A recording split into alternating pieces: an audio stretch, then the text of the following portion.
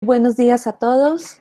Bienvenidos al segundo semestre de la Cátedra Libre Augusto Ángel Maya, Diálogos de la Universidad con el País. Para esta ocasión vamos a tratar el tema de la construcción sostenible y bueno, tenemos a dos invitados muy especiales. Entonces, la idea es que el director del programa inicie la sesión de hoy dando unas palabras, pero creo que no está conectado. Bueno, entonces mientras se conecta, les voy a compartir eh, un saludo que nos manda el decano. Buenos días a todos, mi nombre es Aníbal Mauri y como decano de la Facultad de Ingeniería quiero agradecer enormemente esta invitación a inaugurar la cátedra Augusto Ángel Maya, que precisamente versará sobre una de las temáticas de mayor relevancia nacional e internacional, y es precisamente el rol que juega el ingeniero en la construcción sostenible, teniendo en cuenta que la construcción es uno de los sectores más tradicionales de la economía nacional. Entonces, básicamente, la intención con la construcción sostenible es transformar un modelo de economía lineal, de extracción, producción y consumo, a un modelo de economía circular en donde se tengan en cuenta los flujos de materiales, los consumos de energía y consumos de agua. Básicamente, desde la extracción de activos ambientales, procesamiento de materiales, construcción, uso de las edificaciones e infraestructura y por último fin de ciclo del primer ciclo de vida de estas eh, unidades. Por lo tanto, la invitación es a reflexionar sobre estas temáticas y sobre todo a cómo hacer un modelo de transición de un modelo de economía lineal a un modelo de economía circular, donde los flujos de materiales, energía y agua estén analíticamente utilizados. Muchas gracias, bienvenidos a la Cátedra Augusto Ángel Maya 2020. Listo. Entonces, Kenneth, te doy la palabra. Bueno, muchas gracias María Paula, muchas gracias a todo el equipo de la cátedra, a nuestros profesores y estudiantes y a nuestros invitados. Para mí es un gusto poder estar con ustedes en esta mañana, aunque sea solamente unos minuticos. Tenemos bastantes compromisos el día de hoy, pero sabemos que la cátedra es un espacio supremamente interesante y hoy vamos dando un tema que es fundamental en el desarrollo de nuestros procesos en la ingeniería. Y es justamente, como decía el doctor Aníbal, el papel que tiene la ingeniería en la construcción sostenible.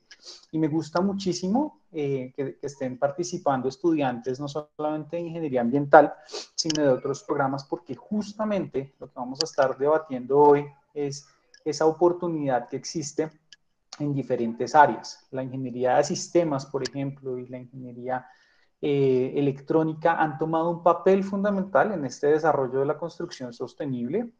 Hoy nos va a estar acompañando Juan Pablo Chardoy del Centro de Análisis de Ciclo de Vida y Diseño Sustentable, que es CADIS en México. Ellos son aliados muy importantes de nosotros y hemos estado trabajando en diferentes temas a nivel regional.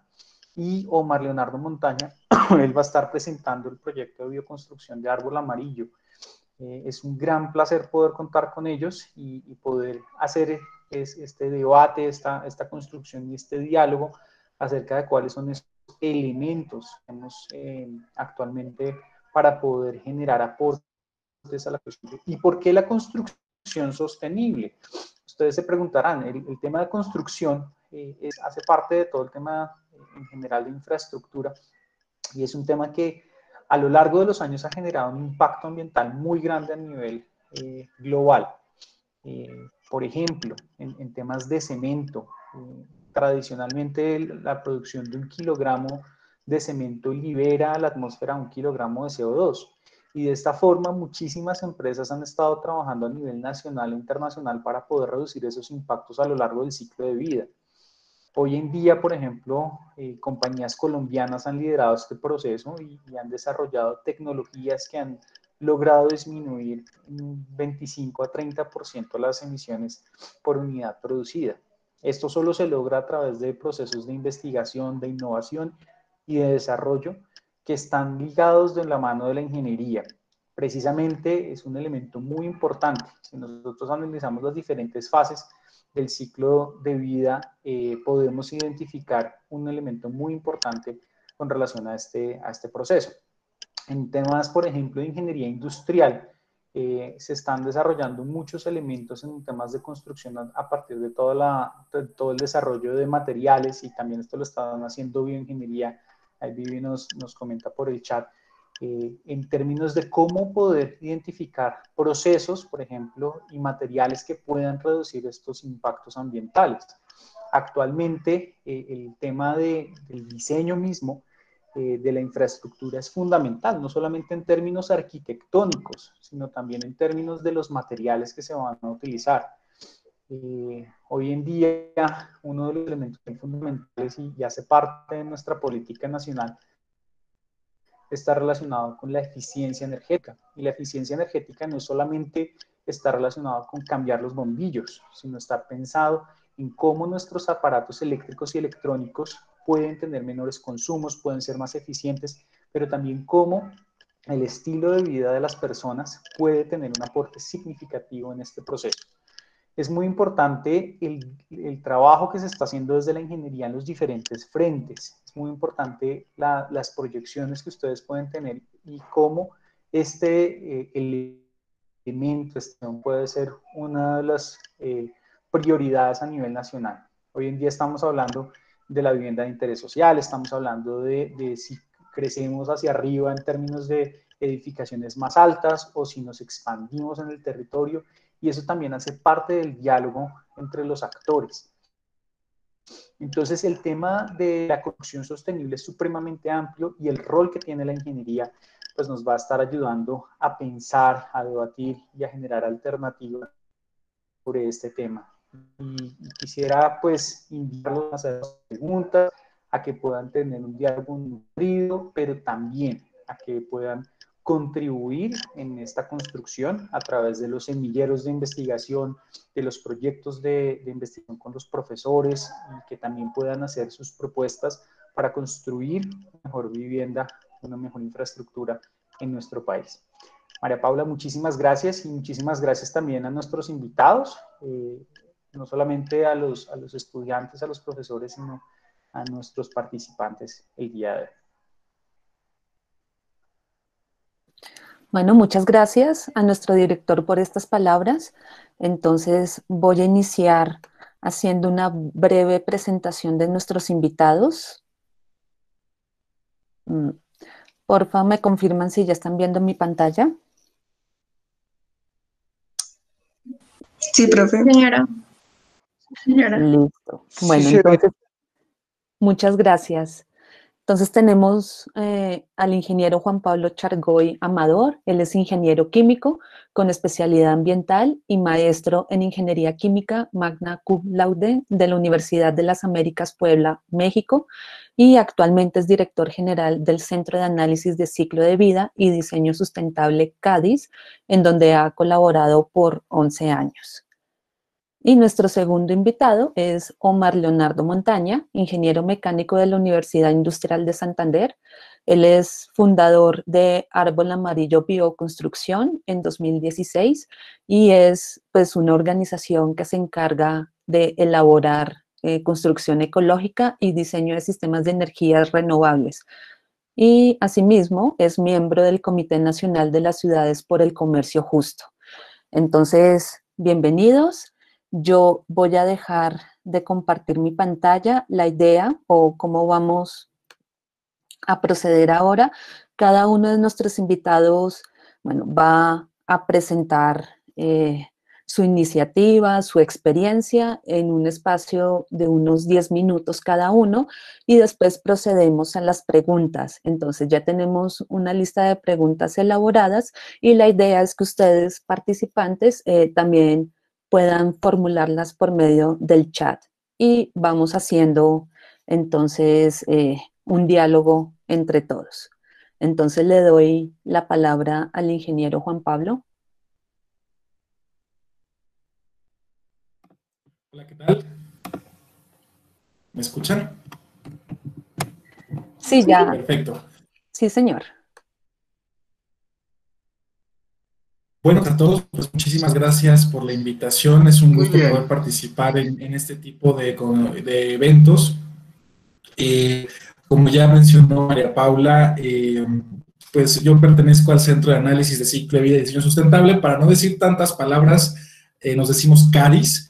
Y bueno, CADIS es una empresa mexicana que se dedica a promover la producción y el consumo responsable, que está totalmente relacionada con el objetivo número 12 de ONU, que seguramente ustedes ya conocen, los 17 Objetivos de Desarrollo Sostenible. El número 12 precisamente se enfoca a esta forma en que producimos los bienes y servicios y cómo los consumimos. Es algo bien importante. No nos quedamos solamente en la parte productiva, cómo funcionan las fábricas, los procesos industriales. Claro que esa parte es importante, pero es fundamental que podamos incluir al consumidor en este sistema. ¿Qué hace el consumidor con los productos? ¿Cómo los usa? Para usarlos requiere más recursos como energía, agua, etcétera. ¿Y qué pasa cuando el consumidor decide que ese producto ya no es útil, ya no funciona? Se va a un reciclaje, termina en un relleno sanitario, en un vertedero, o qué pasa con todo ese recurso que está contenido en los productos. De ese modo, si se dan cuenta, está muy en línea esta idea de producción y consumo responsable con la perspectiva de ciclo de vida y con la circularidad, que ahora se está volviendo una tendencia muy importante y que es fundamental para conseguir estos objetivos. La economía circular, que nos dice que hay que maximizar, optimizar el uso de recursos, porque hasta el momento nuestro sistema económico, la forma en que hemos estado empleando los recursos, pues ha sido lineal. Imagínense que vamos en una nave espacial, que vamos a dar unas 75 vueltas al Sol en esa nave, y llevamos todas las provisiones necesarias: oxígeno, agua, combustibles, por supuesto alimentos y todo lo que necesitamos para ese viaje. Y a la mitad del viaje, digamos que pasaron unos 20 años o 30 años, y resulta que el capitán de la nave nos dice: por una mala administración nos quedamos sin provisiones. Vamos a tener solamente agua y combustibles para 10 años más. Eso quiere decir que no vamos a tener alimentos para llegar a nuestro destino final. Pues parece algo de ciencia ficción y algo muy irreal, pero no lo es así, no es tanto así, porque podemos hacer la analogía de que esta nave espacial que nos estamos imaginando realmente es nuestro planeta.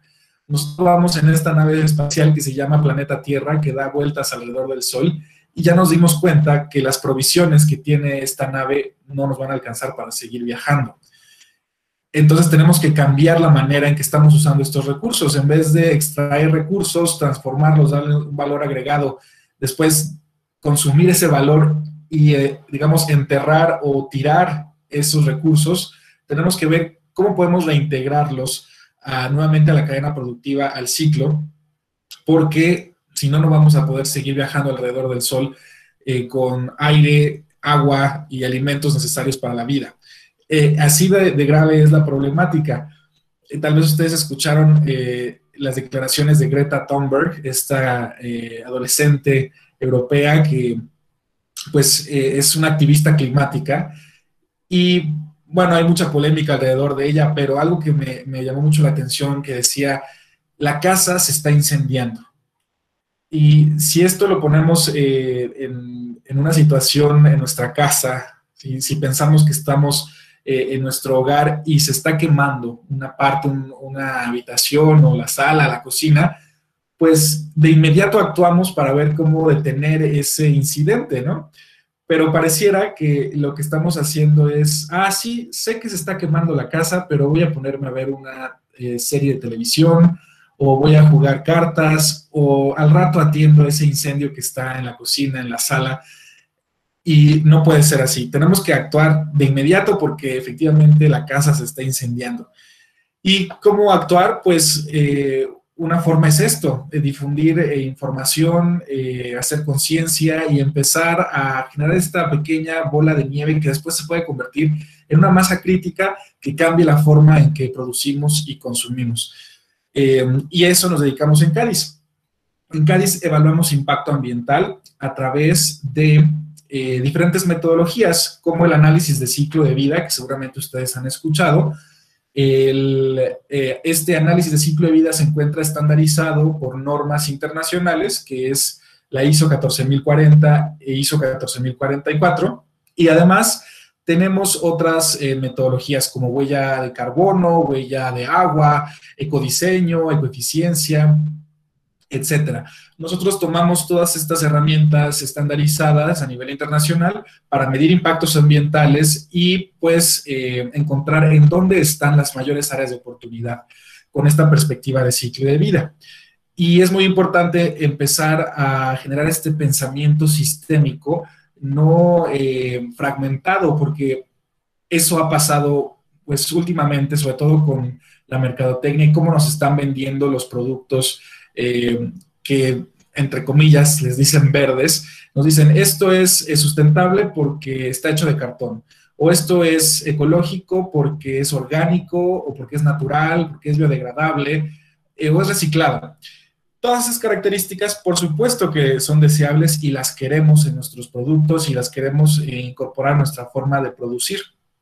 Pero no es lo único con lo que vamos a definir que algo sea sustentable o verde. Lo pongo entre comillas porque es la palabra verde, pues a lo mejor no cubre completamente el análisis que hay que hacer para un producto o un servicio.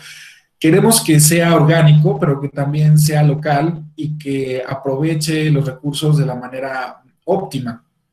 ¿A qué me refiero con eso? Pongamos un ejemplo.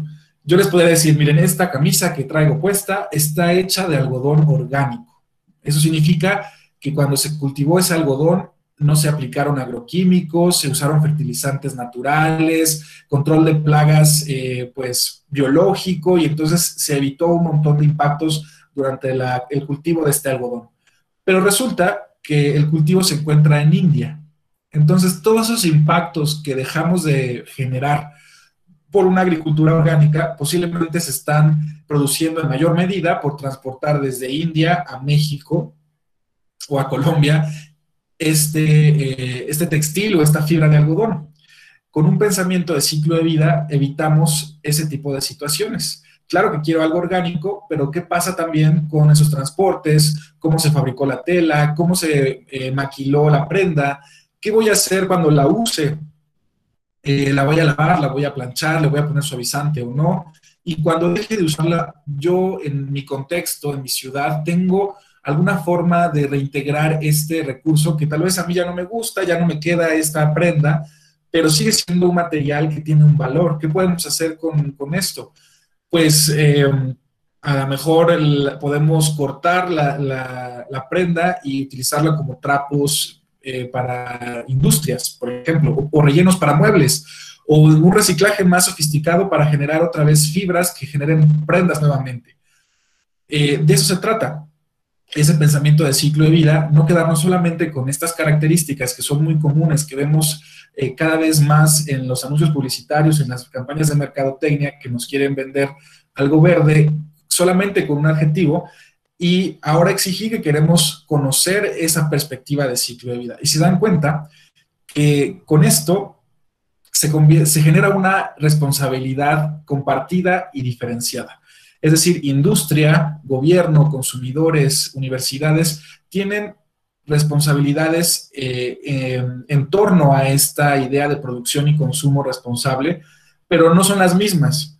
Nosotros como consumidores pues debemos informarnos para tratar de pues exigir, de empujar un poco a que las industrias cambien su forma de producir, para que el gobierno regule este esquema que necesitamos, y también seleccionar productos con estas mejoras ambientales en la medida de lo posible. Entonces, como consumidores debemos ser informados y tratar de hacer las mejores compras conscientes con este pensamiento del ciclo de vida. La industria debe medirse, porque lo que no se mide, pues no se puede mejorar. Si no he medido mi impacto ambiental, ¿cómo sé si estoy disminuyéndolo o estoy aumentándolo, o en dónde está la mayor área de oportunidad, en dónde me duele más? ¿Es por mi materia prima? ¿Es la forma en que estoy transportando mi producto? ¿O la energía que estoy consumiendo en la producción? o a lo mejor lo que está haciendo mi cliente, el usuario final, con el producto. Todo eso puede ocurrir dependiendo de qué producto o servicio estemos analizando.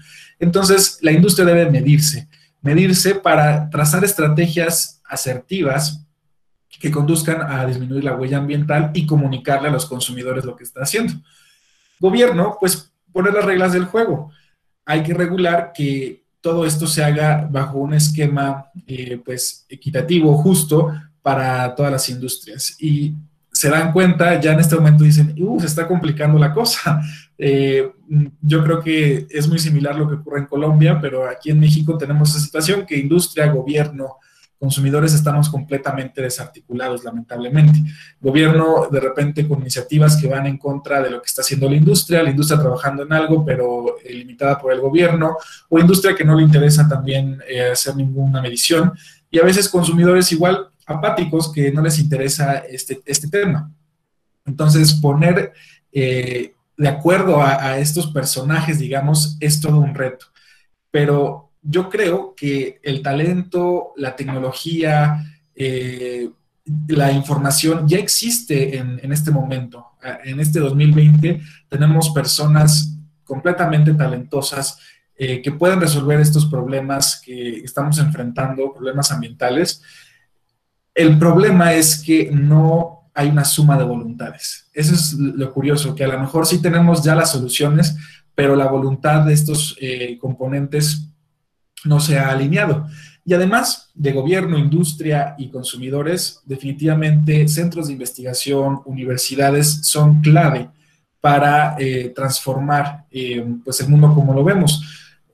Yo creo que universidades son una fuente de conocimiento que puede sensibilizar a nuestros gobernantes, que puede crear personas en la industria que entiendan este problema y consumidores conscientes que puedan hacer mejores selecciones en sus compras.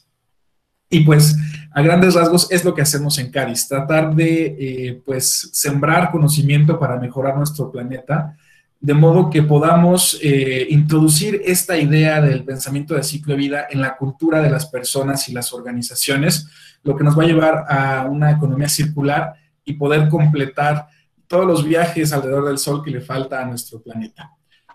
Pues, eso sería lo que quiero comentarles hasta el momento y estoy atento a sus preguntas. Bueno, muchas gracias, ingeniero Juan Pablo. Entonces le damos la palabra al ingeniero Leonardo con su iniciativa Árbol Amarillo. Hola, bueno, muy buenos días para todos los presentes en este conversatorio. Les hablo desde acá, desde Tibasosa, Boyacá, es el pueblo en el que vivo, en el que llevo a cabo mis proyectos. Y bueno, el día de hoy quería empezar con una reflexión. Hemos estado ajustando nuestras vidas en estos últimos meses debido a esta pandemia, ¿verdad? Por primera vez en lo que llevo de vida me enfrento a algo de esta magnitud y me parece interesantísimo porque aumentó mi comprensión sobre lo pequeños que somos ante diversos tipos de fuerzas. Y no solo ante estas fuerzas, sino que pues verdaderamente somos diminutos. Esta fuerza probablemente natural nos obligó a transformar nuestros hábitos y nos obligó a modificar nuestra... Algo que sentí fue que nos invitó a parar realmente. Y nosotros, pues tuvimos que parar, pero los demás seres vivos, las demás formas de energía, ellos los que llamamos a veces no racionales, siguieron incluso y como vieron en video salieron a las calles y bueno, se tomaron lo que nosotros pudimos por un momento abandonar, ¿no? Y pues que igual sí fuimos cautos y tuvimos esa oportunidad de un poco de quitarnos el velo, porque pues ese velo lo tenemos debido a cargas que tenemos encima, pues igual esas cargas algunos nos sujetaron con más fuerza, ¿verdad? Pero seguramente pues era por temas económicos, sociales, laborales, etcétera, pero hay personas que seguramente cargas ambientales y por trabajar con la comunidad, y a ellos, a los que están hoy en esta reunión, les quiero dar mi voz de apoyo.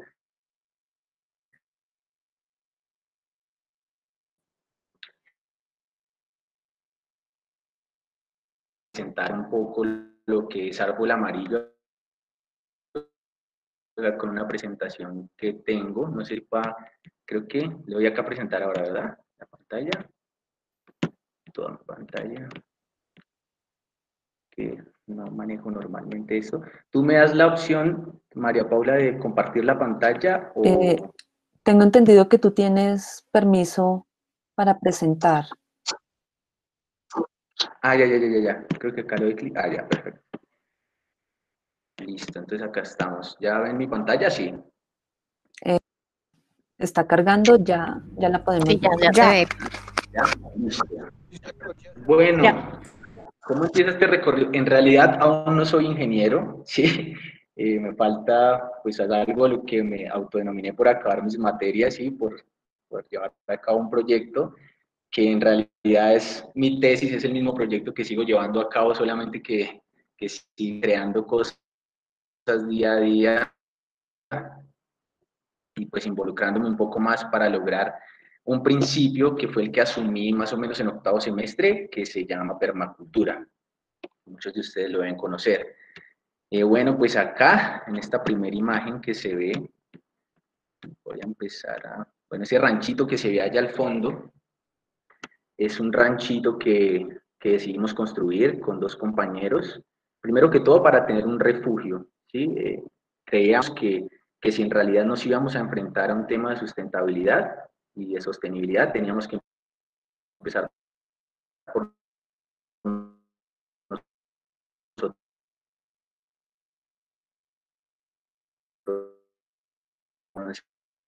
Daña de la mesa de los santos en Santander. Disculpa, Leonardo, lo que pasa es que los últimos 5 segundos que hablaste se perdieron, entonces, por favor, para que vuelvas a repetirlo, hubo fallas en la conexión. Ok, ¿ya estamos? Sí.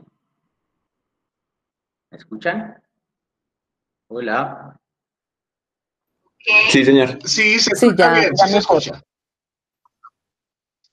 Ok, entonces vamos a la mesa de los santos allí en Santander y construimos este ranchito, el que se ve ahí al fondo, y bueno, ahí vivíamos 3 compañeros, con otros 2 compañeros y yo, y empezamos a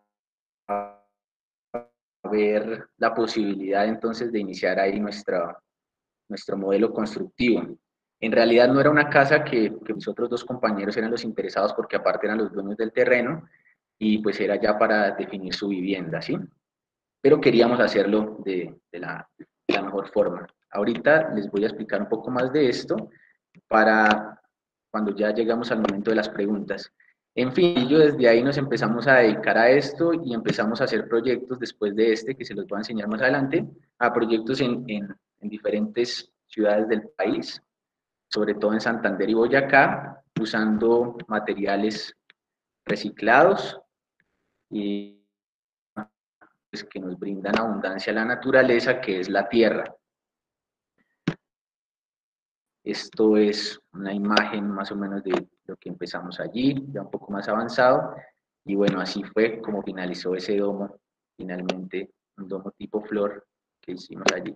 Y bueno, así en diferentes técnicas hemos abordado los proyectos que elaboramos. Hoy en día, pues, algunos de mis compañeros ya toman dirección, uno está en Brasil haciendo otro proyecto, otro se dedicó a construir geodésicas y otro, el que era el dueño del terreno como tal, pues está ahí haciendo su ecoaldea en la Mesa de los Santos, en la vereda de la Fuente. Y pues bien, eso es a lo que me dedico hoy día. Elaboramos materiales, elementos constructivos a partir de la tierra y a partir de materiales reciclados, techos verdes, recolección de aguas lluvias, baños secos y todo bajo los principios de la permacultura.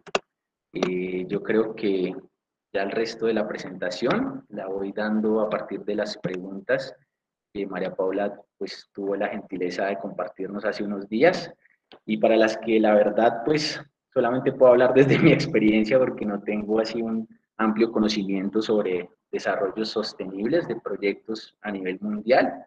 Tengo algunos por ahí pues Y bueno, dándole las gracias, entonces le doy la palabra a María Paula y pues seguimos aquí con la presentación. Bueno, muchas gracias, Leonardo. Entonces, bueno, como les había comentado, tenemos unas preguntas preparadas y la idea es que también el público asistente formule las suyas en el chat y ahí vamos generando entonces el diálogo. Entonces, empecemos con la pregunta, bueno, ¿qué variables estratégicas de la construcción sostenible debe tener en cuenta la ingeniería? Entonces, si quieren, pues, no sé si Juan Pablo o Leonardo quieran contestar. ¿Quién de primero? Juan Pablo. Claro, sí, muy bien. Bueno, dos variables importantes en general, no solamente en el sector de la construcción, energía y agua. Cómo usamos estos dos componentes son fundamentales. Ahora, si enfocamos esto al sector construcción, pues definitivamente lo que nos dicen los estudios de análisis de ciclo de vida en diferentes partes del mundo, ya sea Europa, Estados Unidos, Asia, inclusive en México, en Cádiz hicimos un estudio de viviendas de interés social en el ciclo de vida, y bueno, lo que identificamos es que la etapa de uso, cómo usamos la edificación, la vivienda, va a determinar el impacto ambiental. Y es bien curioso porque en México este estudio que les platico surgió a partir de una pregunta que planteó la Comisión Nacional de Vivienda, CONAVI. Ellos decían, bueno, ¿cuál es el material que debemos de usar o que debemos de recomendar para la construcción de viviendas de interés social en nuestro país? Y pues fue interesante porque al empezar a desarrollar este análisis nos dimos cuenta que realmente la pregunta no era la más adecuada, porque claro que el material que utilizamos va a cambiar el impacto. No es lo mismo usar un ladrillo de arcilla que un bloque de concreto, por ejemplo, pero si la vivienda no está diseñada apropiadamente para el uso, entonces ahí va a estar el mayor problema. ¿Y a qué me refiero con eso? En este estudio nos dimos cuenta, al visitar diferentes conjuntos habitacionales, que la construcción estaba ocurriendo de una manera que no incluía la perspectiva de ciclo de vida. Tal vez el desarrollador o el constructor decía, bueno, voy a utilizar este material porque es más barato, o este sistema constructivo porque es más rápido, se necesita menos mano de obra, o se generan menos vicios ocultos, cualquier cuestión más orientada a la parte económica, pero no se ponía a pensar qué va a ocurrir cuando el usuario llega a habitar la vivienda. Y nos dimos cuenta de eso porque en un conjunto habitacional en la península de Yucatán, que es una zona bastante caliente aquí en México, nos dimos cuenta que las personas estaban fuera de su casa en estos conjuntos habitacionales.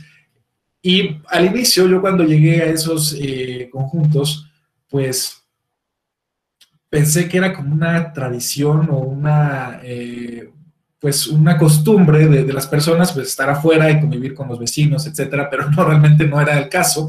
Lo que estaba ocurriendo es que el calor dentro de la vivienda era tan intenso que no podían estar en esas horas de intenso calor en la vivienda. Y eso era porque estaba construida con un material que no permitía el confort térmico de una manera fácil y un diseño que tampoco permitía una ventilación apropiada. Entonces, lo que ocurrió cuando llegaron estas personas a habitar estos conjuntos fue que requirieron un equipo de aire acondicionado, conectar un mini split, como le decimos aquí en México, y pues 2 meses después, cuando llegó la cuenta de energía eléctrica, decidieron, no, esto está carísimo, esto no lo vamos a poder pagar, desconectamos el mini split y nos salimos de nuestra vivienda para poder soportar el calor que pues hay dentro.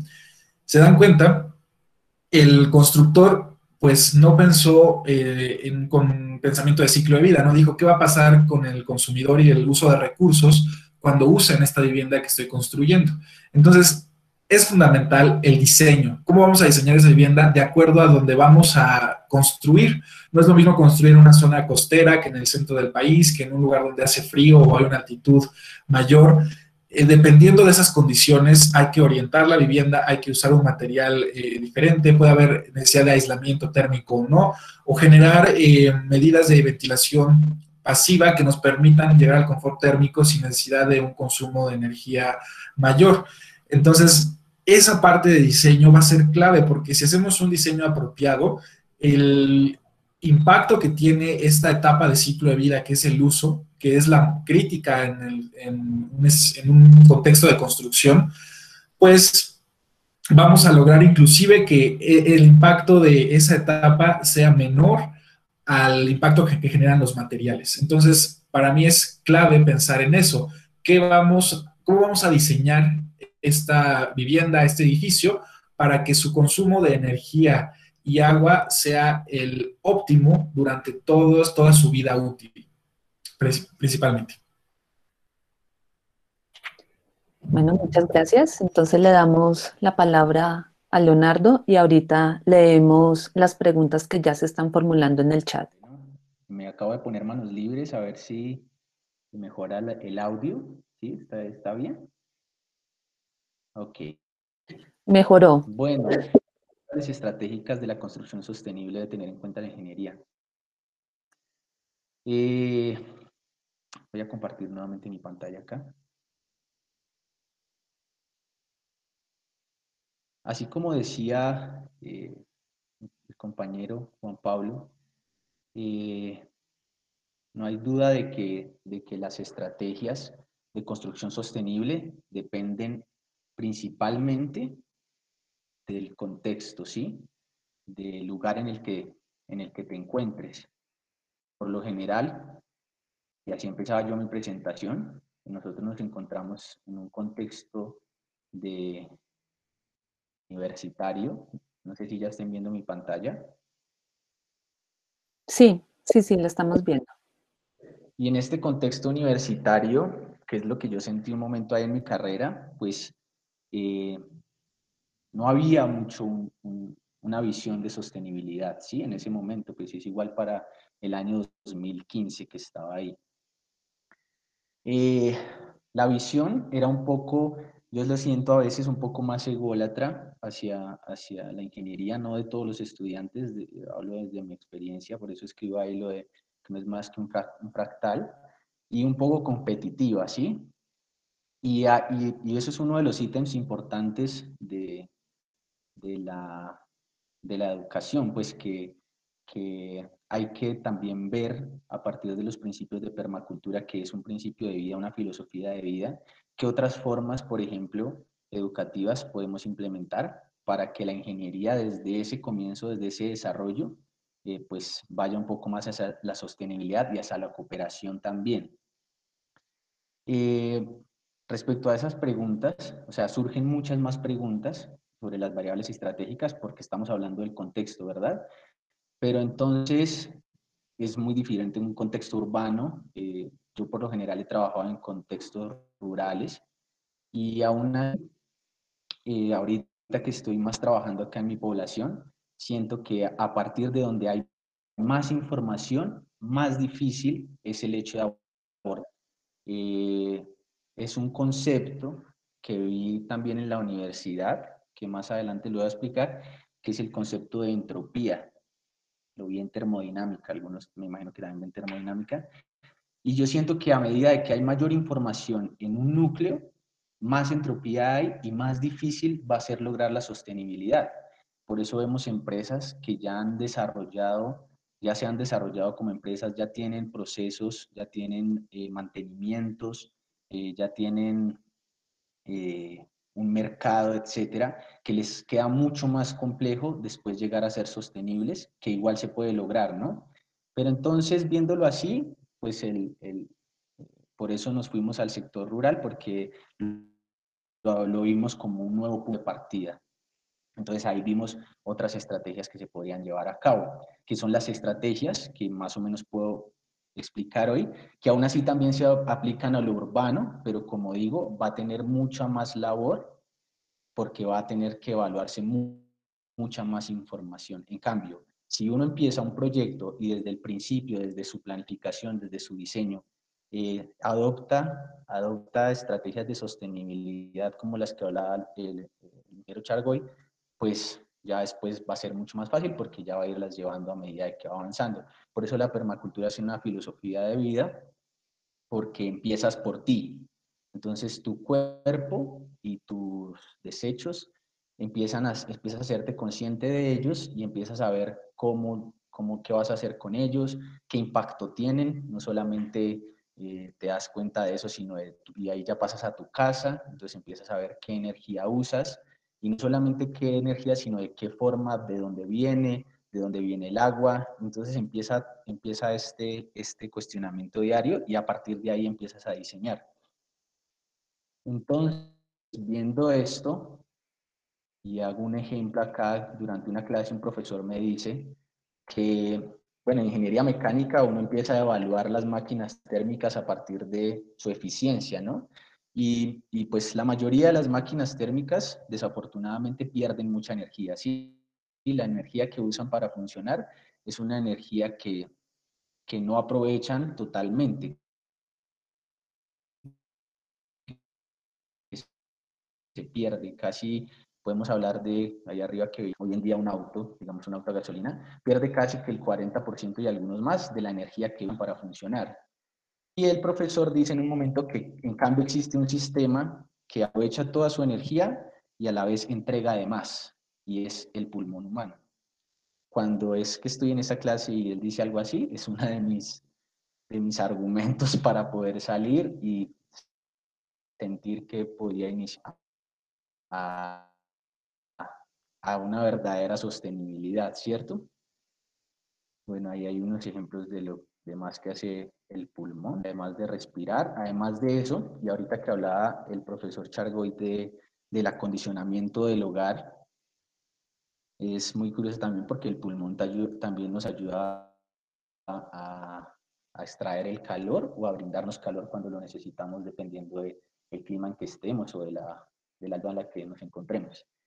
Aquí está la parte que hablaba de la entropía. ¿Por qué para mí es importantísimo tener este concepto en nuestros proyectos? Porque aparte se puede aplicar a cualquiera de los aspectos de nuestra vida, y es que este factor puede decirse que mide la irreversibilidad de los procesos. Sí, entonces, si tenemos un inicio y un supuesto final, que por eso lo pongo entre comillas de un proceso, porque es lo que no queremos, ¿cierto? Queremos que sea un ciclo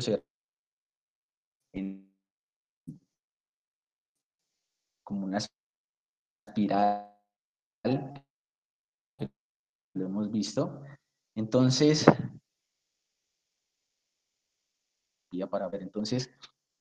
esa cantidad de información puede llevar en un momento al caos de un determinado sistema. Y estas son las 4 estrategias, bueno, mentiras, estas no son las 4 estrategias, yo creo que ya aquí doy paso para la otra pregunta. Esto es más que todo algo que empecé a ver ya después de bajar de la montaña, que son los problemas fundamentales que tenemos como sociedad y los que yo creo que hay que abordar, pues no yo, porque son muchos los estudios que se han hecho sobre esto, y los que nos están comprimiendo el tiempo y los que siento que son los que nos están afectando, pero igual le quiero dar la palabra una vez más al ingeniero Chargoy o a la persona que quiera hacer parte del conversatorio, y luego continúo con esto. Y más adelante quiero que cada uno de nosotros sea los que llegue a sus conclusiones y pueda hablar de algunas estrategias que elabora la permacultura a la hora de diseñar. Listo, muchísimas gracias, Leonardo. Entonces ya tenemos varias preguntas acá en el chat. Laura Alvarado nos dice, desde la perspectiva de negocio, ¿consideran que es rentable utilizar materiales como madera plástica para construcción? Entonces, iniciamos con el ingeniero Juan Pablo y después con Leonardo. ¿Listo?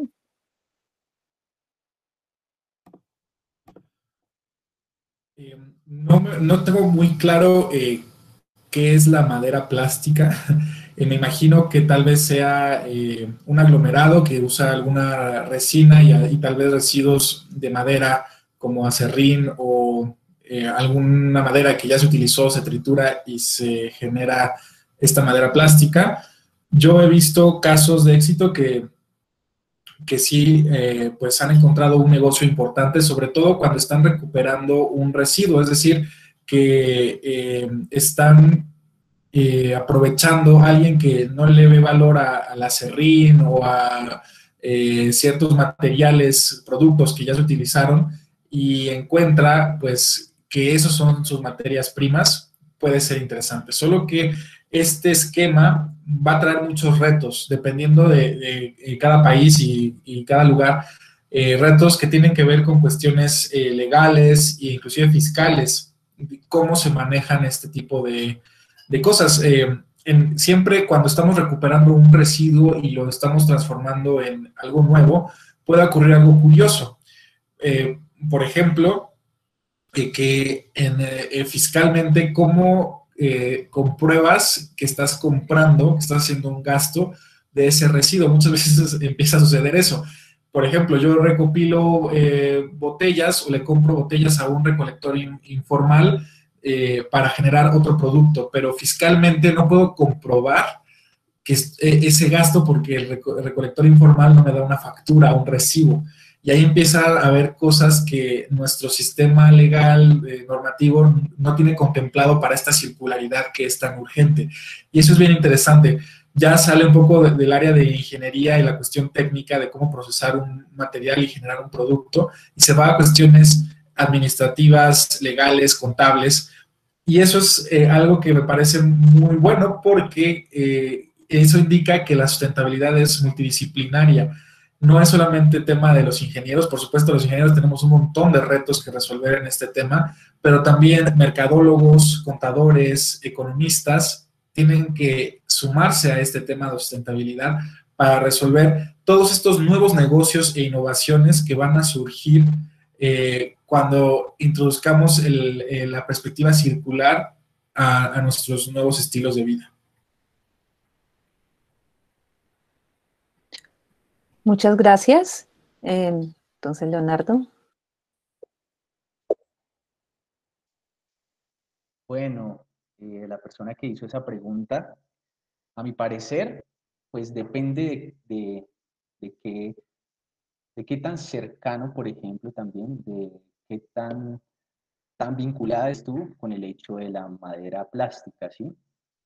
Pues sí, como dijo el ingeniero, yo tampoco estoy muy al tanto de cómo es su proceso de elaboración, pero ha de ser, pues, de plástico reciclado, ¿no? Por ahí he visto algunos videos y no estoy al tanto tampoco de económicamente qué tanta energía se necesite para poder elaborar materiales constructivos.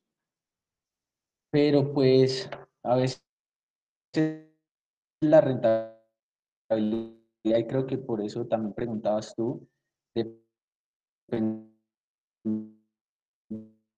de tu proyecto, ¿no? Y ya ha pasado por una planificación, un diseño y un análisis financiero, se ve pues favorecida con este hecho, pues yo creo que fácilmente lo podrías utilizar. Ahora, si uno se da cuenta que el hecho de elaborar esos materiales tiene lo que decía, tiene un costo energético mucho mayor verdaderamente al hecho de reciclar para ello, pues sí, yo diría que lo mejor es considerar otro material para poder llevar a cabo tu proyecto. También lo que hablaba del ingeniero, el tema, en principio, el tema del transporte. O sea, el hecho de ver la sostenibilidad sugiere mucho el tema de la energía.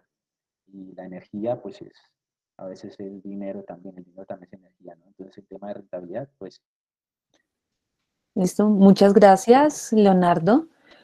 Daniela Quimbayo formuló una pregunta dirigida al ingeniero Juan Pablo y nos dice, ¿cuál considera que sería un tipo de propuesta para lograr que tanto el consumidor, gobierno e industria vaya por un mismo objetivo? Esa pregunta, Daniela, es la clave y es una pregunta bien complicada. Lo que te puedo comentar es que aquí en México tenemos una estrategia de producción y consumo responsable que se publicó ya hace unos 7 años. En el 2013 tenemos este documento que cuando yo lo revisé, lo analicé, me pareció un documento excelente, muy bien hecho.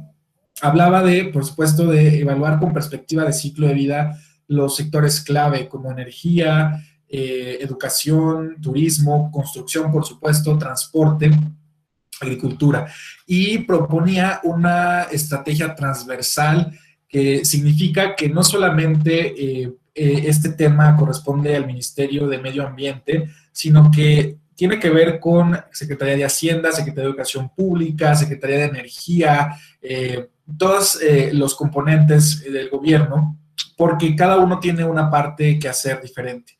Y pues generaba una propuesta de ecoetiquetado, poner en los productos el impacto ambiental, al menos correspondiente a huella de carbono, para que los consumidores estuvieran informados. Y por supuesto, este proyecto de ecoetiquetado iba dirigido a que las empresas se midieran para poder poner información al consumidor y tomar mejores decisiones de compra. Entonces, toda esa estructura en papel se veía excelente. El problema es que nunca se materializó, o seguimos esperando pues el aterrizaje, o que se vuelva, se transforme realmente en una acción. Y bueno, te puedo decir que eso se publicó en una administración que ya no es la actual. Ahora, en este momento tenemos un gobierno distinto, con un partido político diferente, y pues ahí quedó como un poco al aire esta estrategia de producción y consumo responsable. Y entonces eso me lleva a lo que les comentaba al inicio. ¿Se dan cuenta? Las soluciones las tenemos, la tecnología existe, el talento y el conocimiento está en nuestras manos prácticamente. El problema es que no nos queremos poner de acuerdo. Esa suma de voluntades es lo que nos está faltando, y pues es algo preocupante, o de repente un poco frustrante, ¿no? Porque dices, yo tengo toda la intención, pero necesito que se cree esta masa crítica que permee en todos estos personajes o sectores, el privado, el público y en la sociedad civil. Entonces, la pregunta siempre es, ¿qué haces, Daniela? Es el gran reto. ¿Qué podemos hacer? Ya existen documentos, y lo que yo creo es que las acciones locales pueden transformarse en cambios globales. Entonces, hay que pues seguir empujando, no desesperarnos, y ver cómo generar alianzas y sinergias con universidades, empresas y sociedad civil para transitar a esta economía circular que tanto necesitamos. Listo, muchas gracias. Tenemos entonces también a Nicolás Tello y nos dice, ¿cuáles son las principales necesidades de investigación en el área de construcción sostenible? Entonces, si quieres, empezamos con Leonardo y después con Juan Pablo. Disculpa, me perdí un poquito la conexión. ¿Cuál es la pregunta? Sí, Nicolás nos pregunta, ¿cuáles son las principales necesidades de investigación en el área de construcción sostenible? Bueno, las principales necesidades de investigación. Bueno, a mi parecer, lo principal, como decía ahorita, es el tema energético, ¿sí? Además de todo, en Árbol Amarillo vemos la mano de obra, porque en el tema constructivo es uno de los procesos que más tienen impacto económico. Todo lo vemos como energía, inclusive eso, ¿sí? A pesar de eso, no llegamos a la tarea que han hecho otros líderes, que es el punto de sobrepasarse con el tema de la carga laboral que se le pone a un trabajador. Esa es la más importante para mí, es la energía. El tiempo, en el momento de la investigación, es importantísimo el tiempo, porque el tiempo también evalúa la sostenibilidad de un proyecto. Pues todo bajo el contexto del entorno, que es lo que vemos con la permacultura. ¿Sí? Ahí voy nuevamente a lo que decía al principio. Dependiendo del entorno, tú escoges las necesidades de investigación. Por ejemplo, y eso pues, me puede dar pie para lo que estaba hablando ahorita hace un rato que quería hablar, y para eso voy a compartir la pantalla nuevamente, es estos aspectos, por ejemplo, en el contexto urbano, ¿sí? Y no es solamente de nuestros municipios, de nuestras ciudades, aquí en Colombia,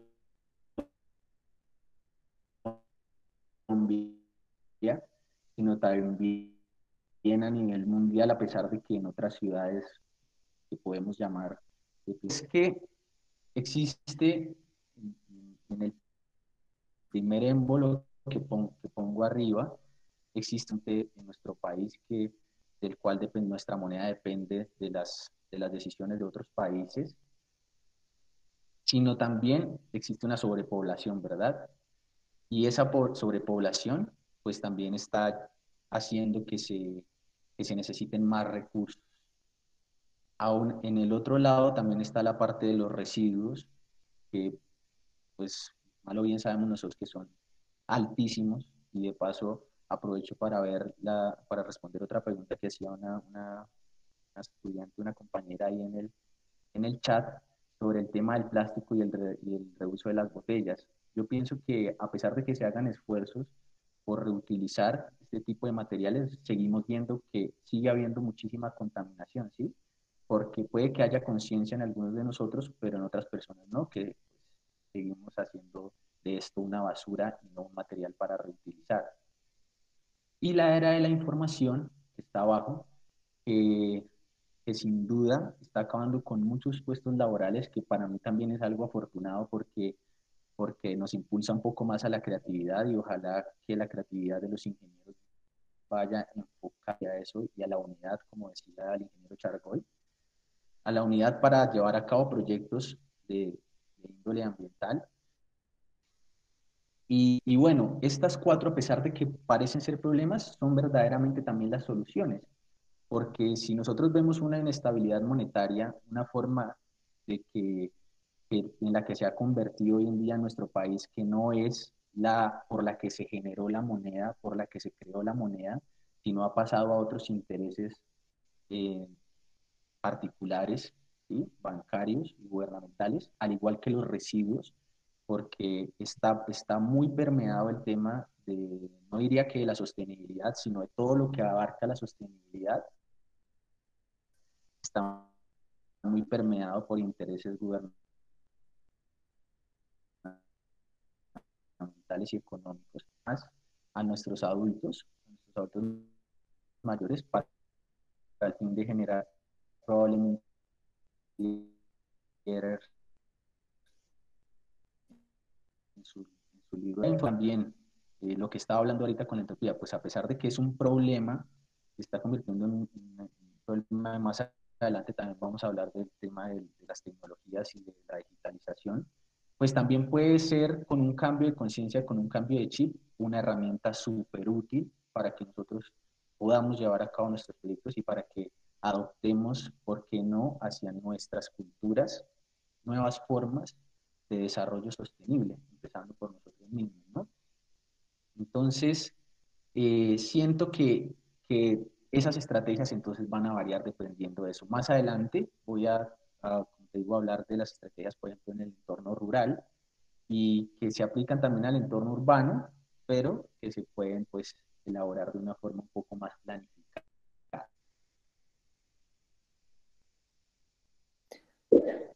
Muchas gracias. Entonces le damos la palabra al ingeniero Juan Pablo. Gracias, María Paula. Pues en el contexto de análisis de ciclo de vida, las principales necesidades de investigación son datos. La metodología de análisis de ciclo de vida lo que plantea son 4 pasos, que les voy a platicar rapidísimo. Primero hay que definir qué queremos analizar. Va a ser un edificio, una vivienda, un material como acero, concreto, bambú, o inclusive una botella de plástico, un automóvil, cualquier producto o servicio. Entonces hay que definir qué queremos analizar. Luego hay que recopilar información, y ahí es donde está el gran reto y que necesitamos, sobre todo de este lado del mundo, en Latinoamérica. cuánto se consume y se genera, es decir, cuánta materia prima, agua, electricidad, combustibles, todos los insumos requeridos, así como las emisiones que se generan por consumir combustibles, energía, descargas al agua y generación de residuos sólidos. Si se dan cuenta, es un balance de masa, las entradas y salidas, lo que se necesita y lo que se genera. Esa información es lo que nos falta. En los softwares que hacen análisis de ciclo de vida, pues cada vez se encuentra más información a nivel mundial, pero Europa nos lleva una gran ventaja en generar este tipo de información de miles y miles de productos y materiales. Ya se cuenta con esos datos, cuánto se consume y cuánto se genera para producirlo. Pero no es lo mismo producir en Colombia, en México, que en Dinamarca o en Suiza. Tenemos diferencias bien importantes. Entonces, generar toda esa información es algo que se requiere urgentemente, porque de esa manera vamos a poder evaluar de manera mucho más certera el impacto de lo que estamos produciendo y consumiendo en América Latina. En este momento ya hay más avance. Les invito a que consulten una página que se llama International EPD System. De hecho, voy a poner el link en el chat para que lo puedan consultar. Y ahí lo que van a encontrar son unos documentos que se llaman declaraciones ambientales de producto o por sus siglas en inglés EPD, Environmental Product Declaration. Y precisamente estas declaraciones nos dicen cuál es el impacto de diferentes materiales. Para Colombia, pues hay una lista pues, que va creciendo poco a poco. Sobre todo van a encontrar que la empresa Saint-Gobain tiene bastantes declaraciones ambientales y por ahí hay otra empresa que se llama Metecno, que tienen ya una declaración pública y la idea es eso, empezar a generar información que sea pública, que sea útil para poder calcular el impacto ambiental pues de cualquier otro producto en el sentido o en el sector de la construcción. Pues si vamos a hablar de una vivienda, pues tener información de los proveedores de cemento, de los diferentes agregados, de vidrio, de aislantes, etcétera, y con eso poder calcular el impacto ambiental de las edificaciones que se están realizando. Esa es una necesidad bien importante, datos, información con la que podamos hacer mejores cálculos y crear inclusive bases de datos con información colombiana, por ejemplo, que pueda ayudar a hacer un cálculo mucho más certero de los impactos en el sector de la construcción, por ejemplo.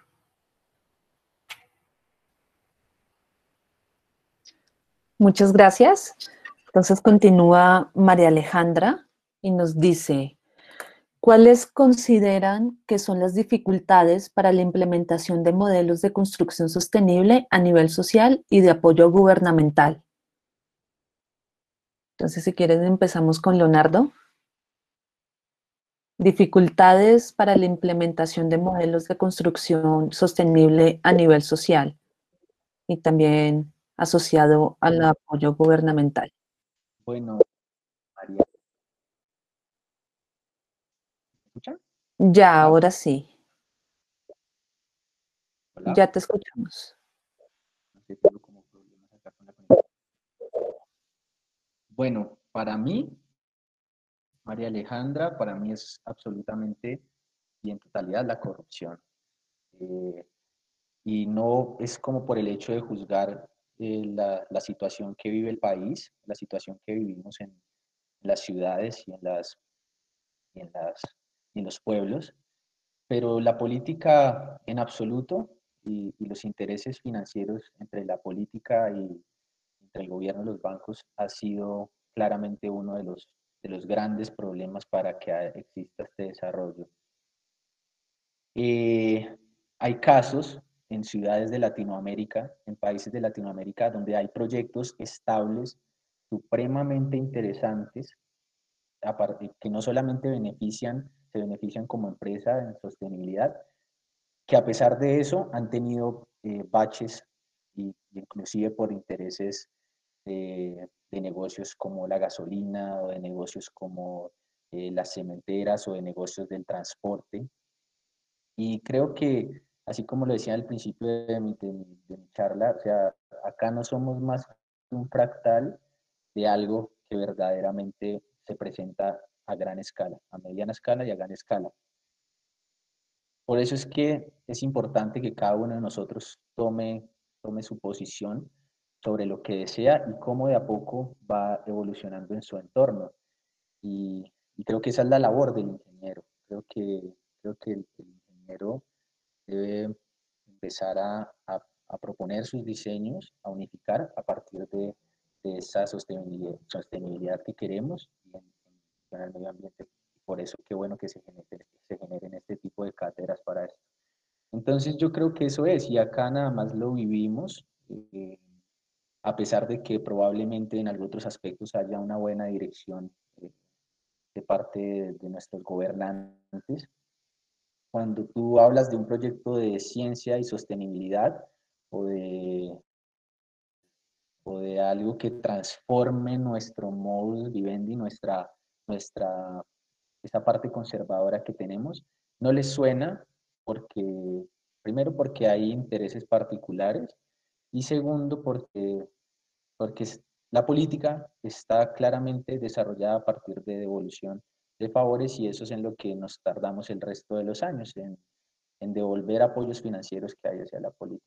Siento yo que esas son unas de las dificultades más grandes y como dice el ingeniero Chargoy, la articulación tiene que ser y pasar esos baches prácticamente. Listo, gracias. Entonces le damos la palabra al ingeniero Juan Pablo. Gracias, María Paula. Yo coincido con Leonardo totalmente. Yo les platicaba que hace ya unos años se dio este proyecto de la Comisión Nacional de Vivienda en México y pues ahí empezamos a ver ese interés por tratar de analizar qué sería lo más conveniente en términos ambientales para implementarlo en esta construcción sostenible a nivel social. Y lo que ocurrió pues es que con este cambio de administración pues se empiezan a perder el seguimiento de estos proyectos. En México tenemos algo que se llama hipoteca verde y varios programas que van en ese sentido, que no tienen una perspectiva de ciclo de vida y no llegan a este punto que les comentaba de darle la importancia al diseño, la bioclimática, que va a generar la disminución de impactos durante la vida útil, durante el uso y la operación de la vivienda. Todavía no llegamos a ese punto que sería algo ideal. Y lo que ha ocurrido es esto, intereses políticos, intereses o enfoques que tienen las diferentes administraciones, que se pierda el seguimiento y el crecimiento y la evolución de estos programas que surgen en alguna administración y no se les da una continuidad o un crecimiento o un mayor apoyo en las siguientes administraciones. Entonces, nuevamente regreso a esta cuestión de desarticulación y falta de voluntad o alineación de intereses. Se dan cuenta ya el problema se reduce a esta cuestión político-económica y no tanto científica, lamentablemente. Bueno, muchas gracias. Daniela Quimbayo hace otra pregunta, estaba dirigida a Leonardo y nos dice, ¿qué otro tipo de elementos reciclables son usados en tus proyectos? ¿Qué le podrías decir a una población citadina para hacer el cambio de vivienda a la forma como lo es tu proyecto? Bueno, Daniela, gracias por preguntar. Bueno, nosotros usamos elementos reciclables de todo tipo, ¿sí? Y normalmente nuestros proyectos, los que hemos elaborado, son para vivienda.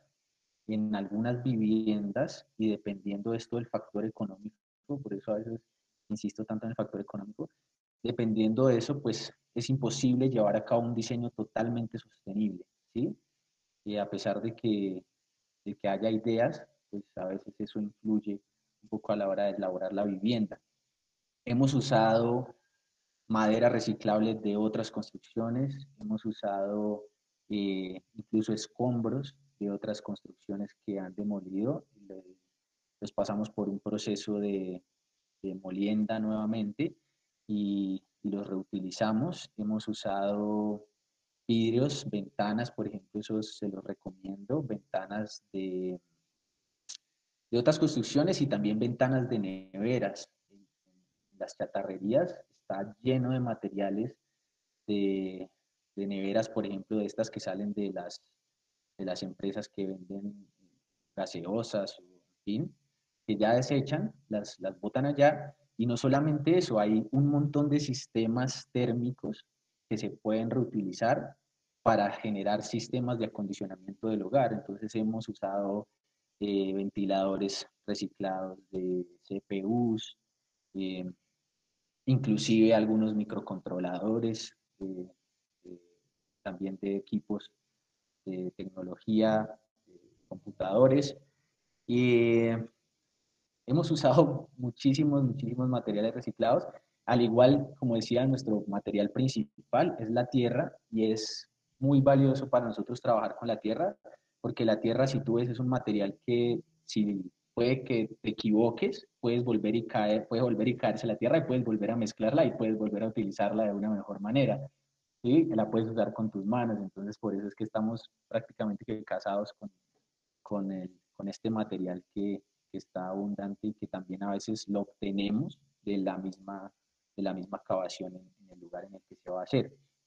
¿Qué le podría decir a una población citadina para hacer el cambio a vivienda como lo es su proyecto? Bueno, yo creo, hay muchas estrategias de la permacultura para la población citadina.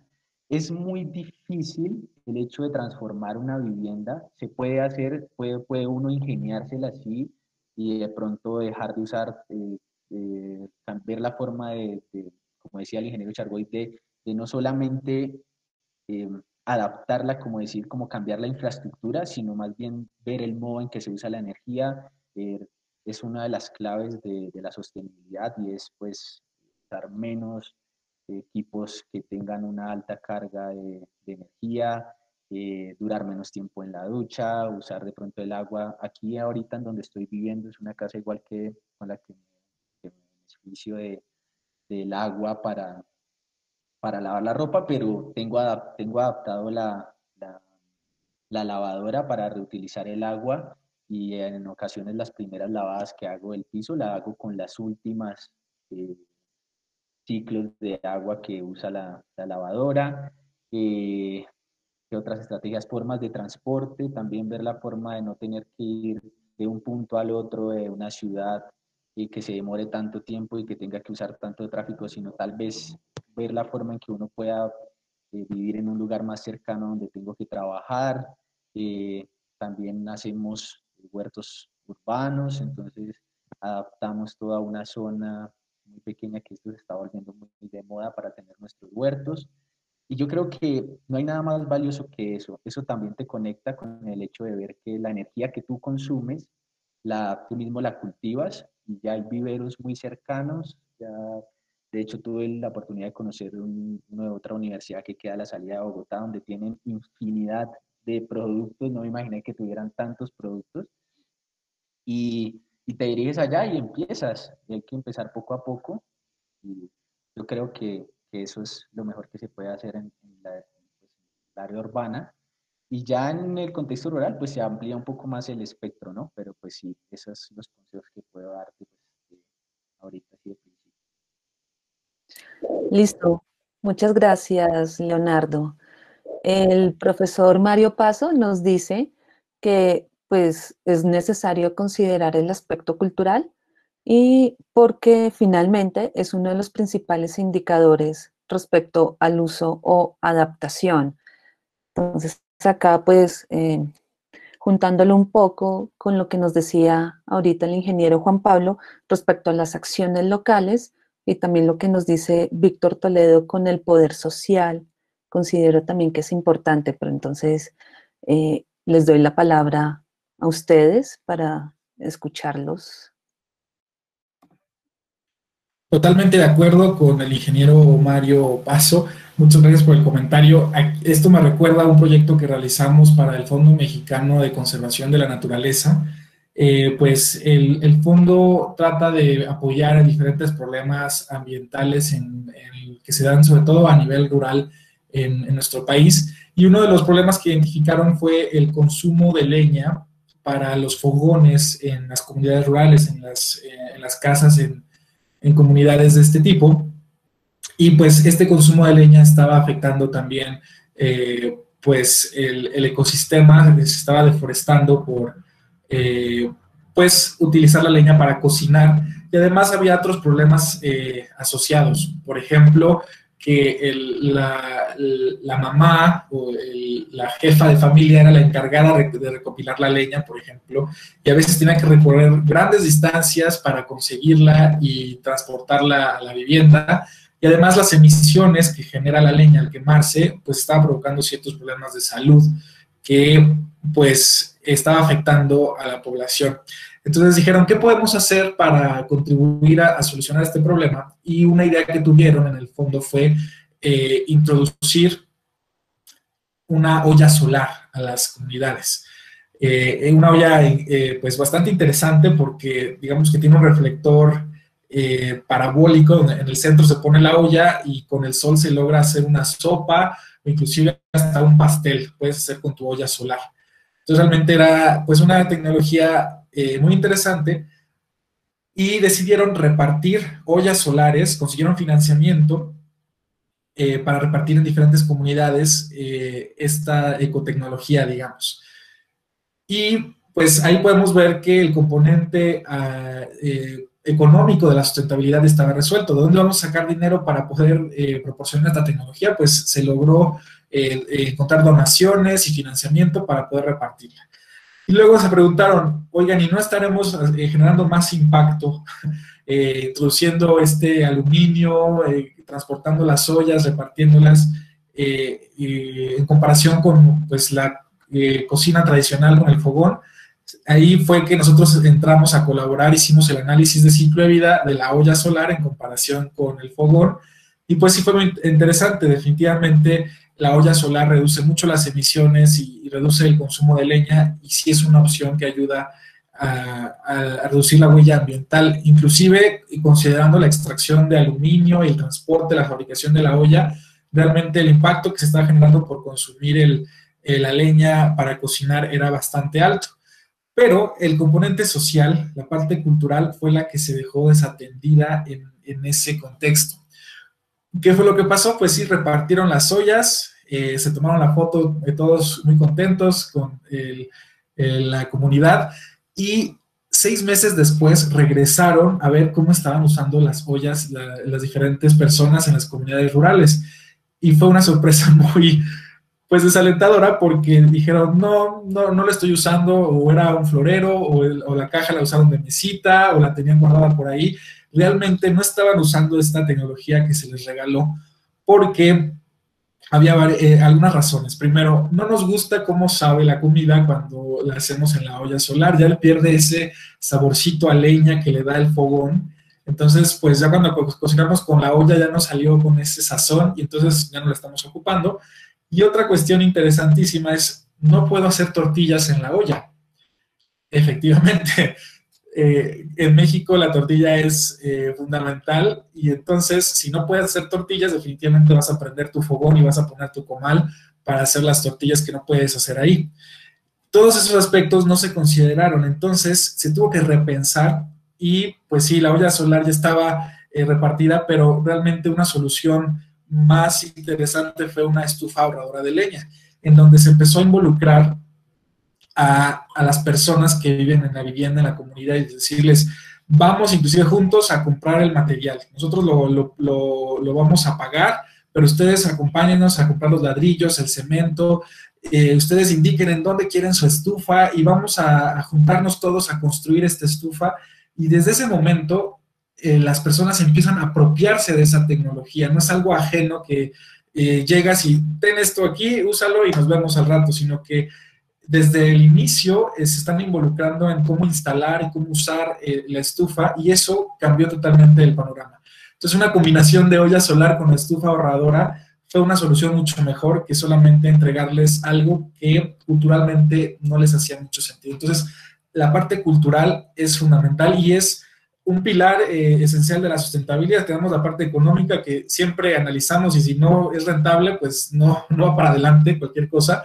Luego viene lo ambiental, que pues ahí vamos ya generando estas mediciones y tomándolo en cuenta, pero lo social no debe quedar desatendido, porque muchas veces una solución puede ser muy prometedora económica y ambientalmente, pero si no involucramos el aspecto cultural, posiblemente no se logre lo que estamos persiguiendo.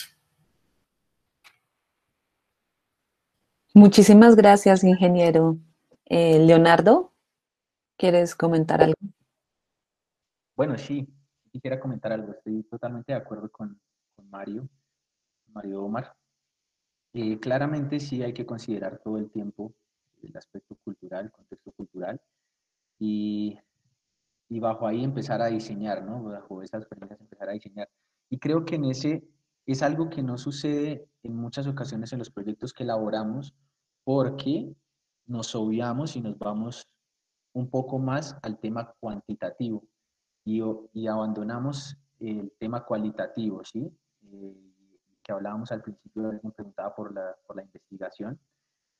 Esa investigación tiene que ser muy, muy valiosa, o sea, y muy rigurosa sobre el contexto al que uno está llegando. Lo mismo que decía el ingeniero Chargoy, las vías de acceso. A nosotros también nos sucedió en un proyecto de restauración de unos molinos aquí en el municipio de Monguí, y habían unos molinos de trigo que habían dejado de funcionar y eran unos molinos que funcionaban con la fuerza del agua de unos riachuelos, aparte muy bien elaborados porque encauzaban únicamente una parte pequeña del agua de una quebrada para golpearla con unas aspas debajo del molino, y estas aspas mueven una piedra gigantesca que bueno, ahí arriba era donde la persona en esa habitación podía poner su trigo y molerlo, y aparte es trigo ahí de la zona.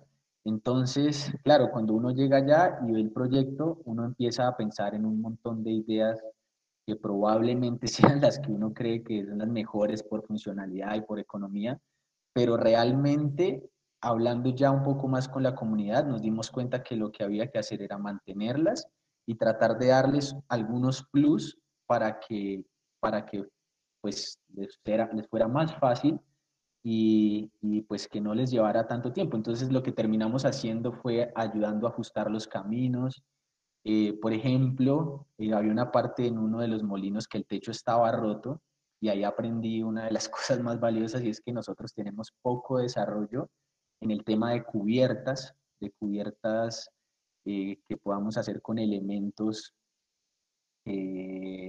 que no haya que no gasten mucha energía y que no haya que transportar mucho, porque los caminos eran muy pequeños y nosotros nos pusimos a llevar teja de barro.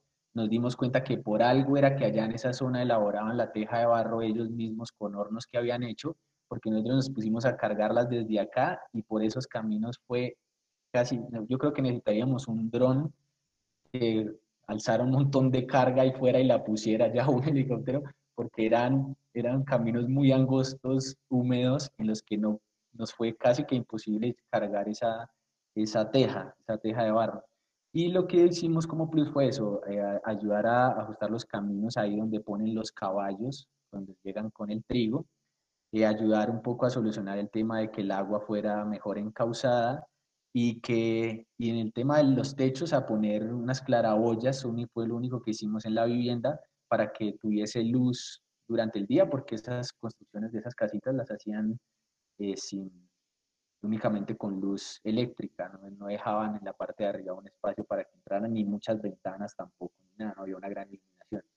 Entonces, pues igual el proyecto se llevó a cabo y fue satisfactorio, pero sí, el tema de la cultura es el principal indicador, así como dice Mario Omar. Y es lo que hablaba también al principio, el tema del contexto, y de ahí empezar a diseñar. Listo, muchas gracias. Bueno, Leonardo ya había adelantado un poco la respuesta de la pregunta de Laura Ordóñez.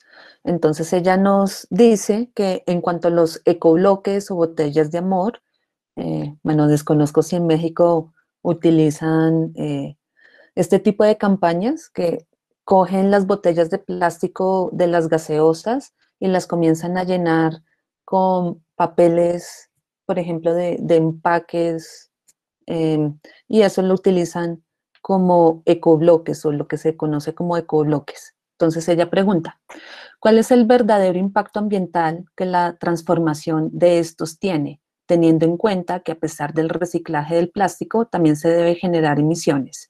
¿Y cuáles son los principales obstáculos para su implementación en mayor escala? Entonces, ingeniero Juan Pablo. Gracias, María Paula, y gracias por la aclaración. No había escuchado el término botellas de amor, pero sí aquí en México hemos visto casos que implementan esa idea. Y me encanta esta pregunta, este comentario de Laura Sofía, porque quiere decir que ya está incorporando ese pensamiento crítico con perspectiva de ciclo de vida. Está cuestionándose, ¿no? Bueno, sí, estamos hablando de reciclaje de plástico, pero porque se ha reciclado no quiere decir que tenga menor impacto ambiental. Entonces, eso quiere decir que Laura Sofía ya está pensando con los lentes de ciclo de vida, digamos, y haciendo inquisitiva, ¿no? Es decir, bueno, sí estamos reciclando, pero sí será mejor. Pues va a depender de muchos factores. Te puedo decir que en general, los análisis de ciclo de vida que evalúan este tipo de ideas de reciclaje, reuso, reutilización, pues demuestran un menor impacto que extraer recursos primarios o material virgen. Pero depende también cómo está el contexto, es decir, desde dónde vas a recopilar todas estas botellas. Si es una distancia muy larga, entonces puede ser o vas a necesitar un transporte muy ineficiente, o vas a utilizar un transporte muy ineficiente, pues a lo mejor va a ocurrir esto que dices, vas a generar más emisiones de lo que estás evitando. Entonces hay que analizarlo con más detalle de acuerdo al contexto. Si se va a utilizar alguna máquina y qué eficiencia va a tener, etcétera. Entonces, te digo, en general, sí se ha demostrado que este tipo de proyectos tienen un menor impacto, pero siempre en análisis de ciclo de vida no podemos tomar la generalidad para evaluar cualquier caso. No es lo mismo la energía que se produce en Colombia, por ejemplo, ustedes tienen una mezcla muy cargada hacia la parte hidro. En México, lamentablemente, no estamos así, tenemos un fuerte componente fósil, entonces ahí variaría el resultado bastante.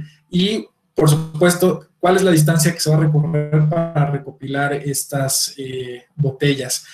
¿Y cuáles son los principales obstáculos para su implementación? Pues algo que les comentaba, muchas veces hay lagunas en la parte legal, fiscal, para generar este tipo de ideas que son muy interesantes. ¿Cómo demuestras que estás haciendo un gasto para algo que posiblemente es basura, ¿no? Entonces, ¿cómo demuestras ante la Hacienda, estoy comprando basura y nadie me da factura? Ahí podría ocurrir una situación compleja. Y también no hay suficiente infraestructura de reciclaje todavía. Todavía no tenemos esos centros de acopio y esa infraestructura de gestión de residuos que nos permita hacer esto mucho más fácil. Al menos las botellas de PET, de gaseosas, tienen esta ventaja de que el material, después de su uso, tiene ya un valor interesante e importante en el mercado. Hay gente que ya se dedica y dice, yo tengo que recopilar estas botellas porque me doy cuenta que tienen un valor y puedo conseguir ahí un ingreso. Pero habrá otros materiales que no tienen todavía mercado. Hay muchos materiales que no se recopilan y no hay interés por recuperarlos porque no valen nada. Y eso es algo que tenemos que cambiar, empezar a generar mercados para esos materiales que parecieran que son un residuo, un desecho, basura, que no me gusta usar ese término, y darnos cuenta que ahí hay mucho valor todavía que se puede recuperar y generar negocios, inclusive, que nos van a ayudar a disminuir el impacto ambiental. Entonces tenemos esos componentes, la cuestión fiscal, legal, económica, y también que no hay una infraestructura de gestión de residuos apropiada para darle mercado a estos residuos que todavía tienen valor. Listo, muchas gracias. Ya como para ir, listo. Ya para ir cerrando nuestro conversatorio, voy a leer la pregunta de Susana Mazo. Ella nos dice, ¿a qué zonas se le debería dar más prioridad al momento de implementar objetivos de desarrollo sostenible? Es decir, ¿debemos centrarnos más en las zonas rurales o las zonas urbanas para que estas iniciativas tengan un mayor impacto? Entonces, empecemos con Leonardo. Ok, bueno, esta pregunta me hizo pensar en muchas cosas, pero yo creo que el implementar los objetivos de desarrollo sostenible es valioso en absolutamente todas las zonas, tanto rurales como urbanas, y en las dos zonas va a tener muy buen impacto y gran impacto. Tal vez nosotros como ingenieros debemos centrarnos también un poco en transformar las ya establecidas en torno a la industria, ¿sí? Para generar de pronto procesos que sean un poco más lógicos en cuanto al tema ambiental, ¿sí? Porque igual, como decía, por ejemplo, en la zona rural tú puedes llegar y empezar de cero, y empezar es un punto de partida súper bueno, lo mismo que las poblaciones, es un punto de partida para un mundo más sensato, ¿sí? Igual va a generar un muy buen impacto. ¿Por qué? Porque si tú te estás fijando constantemente día a día, y eso era algo que tenía que ver con el tiempo, es que si estás haciéndolo el constante presente desde ti y empiezas a desarrollar el proyecto en un entorno rural, espectacular, ¿sí? Pero aún así, la ciudad necesita absolutamente ello. Y no sé si qué días normalmente no veo series, pero vi la serie de Netflix que hablan tanto donde muestran la sostenibilidad, donde sale Zac Efron, creo que es, y veía no tenía ni idea que estaban haciendo ese tipo de iniciativas en otros países como Francia o en Nueva Zelanda, creo que era el otro, Islandia creo que era, y es es muy interesante ver, al principio alguien hablaba que es de Paipa, que es acá cercano, y Paipa, por ejemplo, tiene una parte donde hay mucho calor de la tierra, volcanes, volcanes de ese tipo, donde se podría aprovechar la ingeniería para crear un proyecto donde se aprovechara ese calor, de pronto para hacer turbinas que generen electricidad. Entonces, creo que en los dos contextos es muy valioso, y aparte es vital que todos los objetivos del desarrollo sostenible, todos sean implementados de alguna forma, porque todos tienen un ancla, ¿no? Tanto saneamiento de agua como hambre cero, como ciudades sostenibles, bueno, y los otros que hay, salud. Entonces, pues qué mejor que ahorita que decía María Paula que estamos cerrando, qué mejor que nos quede ese gusanito ahí, ¿no? En la cabeza, de que podemos diseñar, de que podemos crear, y no solamente en el contexto rural, sino también en el contexto urbano, para transformar absolutamente todos los diseños que ya hayan creados hacia una economía sensata y hacia un apoyo social y medioambiental. Muchas gracias, Leonardo.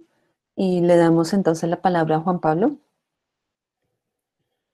Gracias, María Paula. Yo también estoy de acuerdo con Leonardo. No podemos, yo creo, darle prioridad a la parte rural o a la parte urbana. Creo que es un binomio. Realmente, a lo mejor no nos damos cuenta que los que vivimos en las ciudades muchas veces dependemos de la parte rural en gran medida. Las personas que viven en comunidades rurales, pues a mí me parece que son los guardianes de estos recursos muchas veces, ¿no?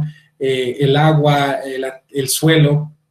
Entonces, es importante, pues, atender cómo podemos evolucionar esas prácticas que tienen y hacer un uso más eficiente de los recursos, por ejemplo, para la agricultura, o esto que les comentaba, ¿no? De los fogones tradicionales. ¿Cómo podemos hacer que se consuma menos leña y que estas personas mejoren su calidad de vida, conservando sus tradiciones y sus oficios en la parte rural? Y yo creo que los objetivos de desarrollo sostenible, pues, van abordando estas dos zonas o estos dos escenarios en sus diferentes números, ¿no? Tenemos el de ciudades y comunidades sostenibles, pero también está hambre cero, equidad, educación, y yo creo que en algunas zonas rurales algunos objetivos están más enfatizados, ¿no? Por ejemplo, educación y equidad, yo lo veo muy importante en las zonas rurales, pero no deja de ser importante también en la parte urbana. Entonces, no creo que sea uno más relevante que el otro, sino que tiene que ser en conjunto para poder alcanzar ese objetivo o esos 17 objetivos. Más bien es cómo lograr integrarlos y que ambas partes, ambos escenarios o perspectivas rural y urbana puedan crecer con menor impacto. Listo, muchísimas gracias. Entonces le doy la palabra al profesor Alfonso Avellaneda para cerrar el evento de hoy.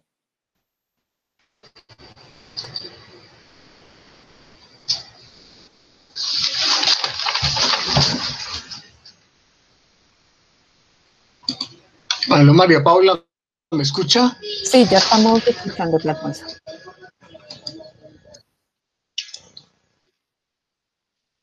Bueno, muchas gracias, María Paula, por la coordinación. Muchas gracias y muy agradecidos con todos los asistentes. Quería sintetizar, o no tanto sintetizar como hacer unos comentarios, comenzando por el último comentario de Juan Pablo sobre la parte urbana, la parte rural. La sostenibilidad se entiende fundamentalmente a partir de que los sistemas urbano-industriales son los sistemas que degradan, digamos, el ambiente al desconocer su entorno.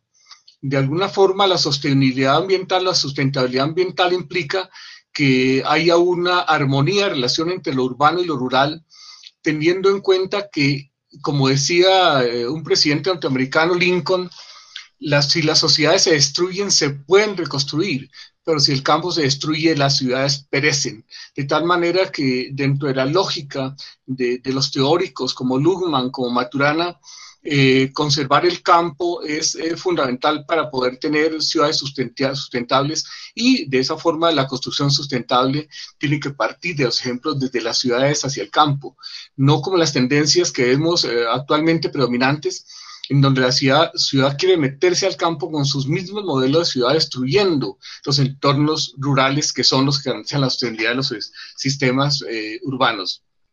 Eso como un primer elemento. El segundo elemento que me parece interesante destacar de Leonardo es el elemento de la energía y cómo, digamos, la sustentabilidad tiene que ver con reconocer la segunda ley de la termodinámica, que es la ley de entropía, como el elemento a manejar, como el elemento que no es posible desconocerlo, porque los procesos metabólicos, sobre todo teniendo en cuenta que cuando hablamos de construcciones sostenibles, estamos hablando dentro de un concepto de sistemas socioecológicos que demandan materia de energía y sobre los cuales es necesario apuntar no específicamente a lo urbano, rural, sino al conjunto del sistema socioecológico, los objetivos de sustentabilidad en las construcciones sostenibles.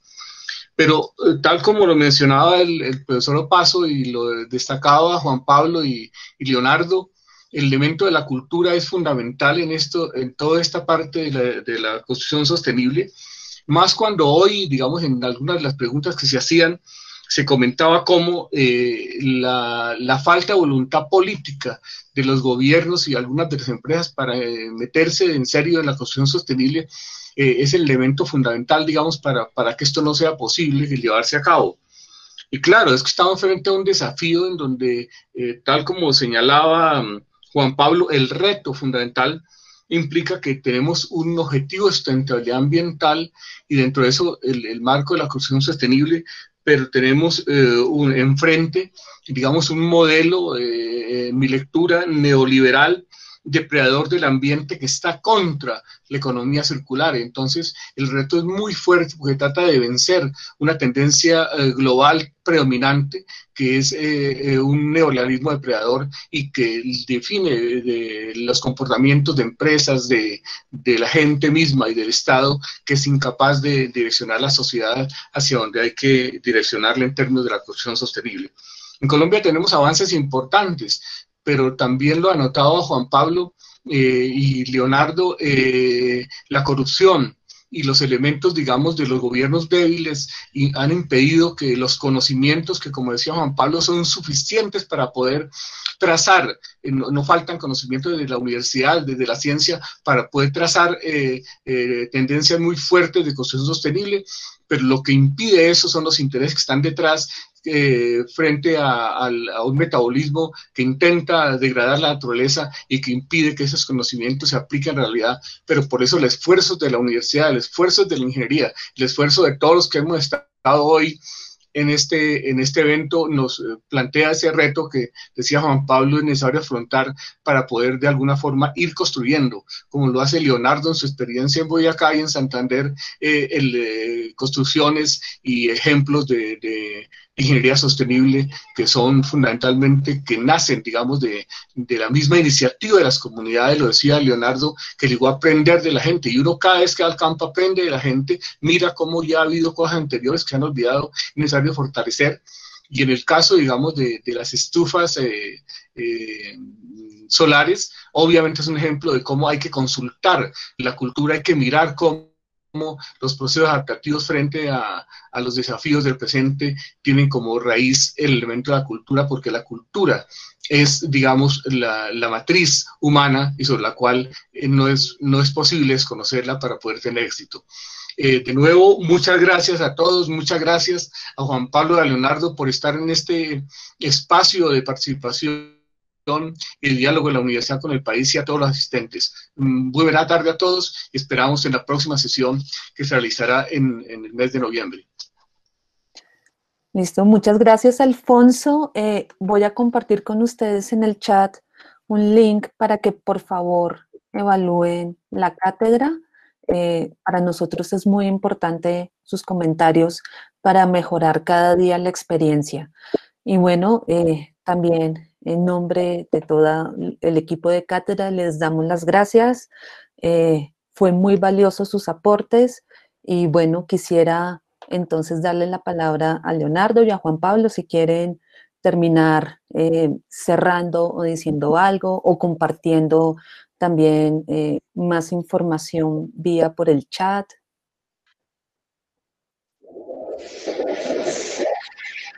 Muchas gracias, María Paula. Muchas gracias por el comentario de José Alfonso. Me parece que resumió los puntos clave que estuvimos comentando Leonardo y yo. Y muchísimo gusto de estar con ustedes y pues difundir estos temas, crear conciencia. Y a mí lo que más me gusta es que sea con jóvenes que van a ser los tomadores de decisión más adelante, en un futuro ya próximo, cercano. Y esperemos que hayamos sembrado una semilla que pueda transformar la forma en que producimos y consumimos en nuestro planeta y en América Latina. Pues muchas gracias y estoy a sus órdenes.